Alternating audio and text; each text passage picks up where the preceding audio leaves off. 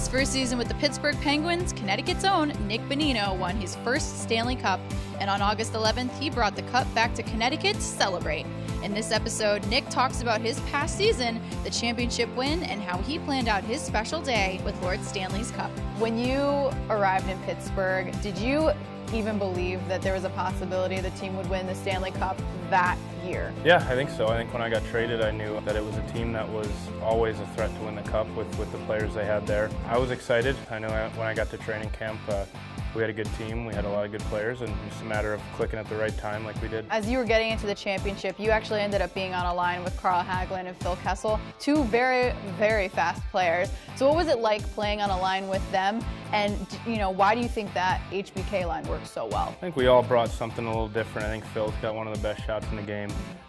Haggie's one of the fastest skaters in the game, and I like to pass the puck and distribute to guys who can score and think the game pretty well. So we never really discussed hockey. It was just go out and play, and for some reason things clicked at the right time, and we were able to get it done. You went top shelf, scored the game-winning goal against San Jose. Take me back to that moment. What was going through your mind when you realized that had gone into the net? When I'd actually had the flu for 2 days before, I didn't do media day, I didn't practice, and people thought my knee was hurting, so it's kind of funny just to hear all the chatter if I was going to play or not. We all knew that everyone plays in the playoffs no matter what. To go out there, I was exhausted. You could see when I scored, I didn't smile, I didn't really celebrate. I just hugged Phil and skated to the bench and looked up and was like, wow, there's still 2.5 minutes left against a really dangerous team. It was definitely one of the biggest goals I've scored and a really fun moment for me, but until the buzzer sounded and we won the game, nothing was for sure. One person who was so excited about your goal was Hockey Tonight Punjabi announcer. Bonino, Bonino, Bonino, Bonino, Bonino, Bonino, Bonino, Bonino, Bonino, Bonino, Nick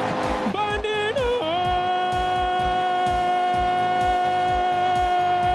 When you listen to it, how does it make you feel? It's funny because when I see a fan or something, for them it's the first time they've seen me, so they're all yelling it, and I've heard it hundreds of times by now. It's very humbling. It's something I'd never be upset about. I think the fans got a pretty big kick out of it, and they flew him in for the parade, and we had a good time on stage. He was saying it in front of 500,000 people. That's something that'll always be attached to my goals in the playoffs, and it's something that I think for him is really cool too. You had your grandparents eat pasta out of the Stanley Cup. So why were your grandparents eating pasta out of the Stanley Cup, and what kind of pasta were they eating?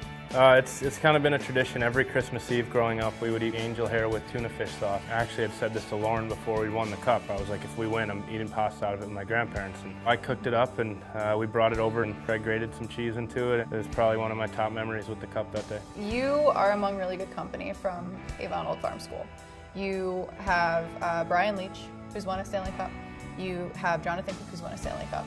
But you are the first to bring it back to your school. So what made you want to bring it back to Avon Old Farms? Avon played a pretty big role in my career. As a hockey player and as a person, I matured there. It was the first time I was away from home. They do a really good job molding kids into young men, and I thought that it was fitting that I brought the cup back there and tried to give back a little bit to what they gave me, to the opportunities they helped me achieve. It went off without a hitch, so we were able to get almost 5,000 people fully through the pictures, and then when I knew I couldn't stay more, I ended up walking with the cup for about 15 minutes through all the lines so everyone could touch it. It was a lot of fun. At that event at Avon Old Farm, you raised roughly $5,000 for the Connecticut Children's Medical Center. Why was that cause so important to you? I think when I had my daughter, it kind of clicked how precious lives are. As NHL players, almost every team will do a trip to a children's hospital throughout the year and meet the kids and the patients and their families. And it's cliche, but we always say how inspiring it is. And it really is. These kids have a pretty tough go ahead of them, and you wouldn't know it by their demeanor, by the way they act. I thought that if I had this platform, any way I could raise money would be great. And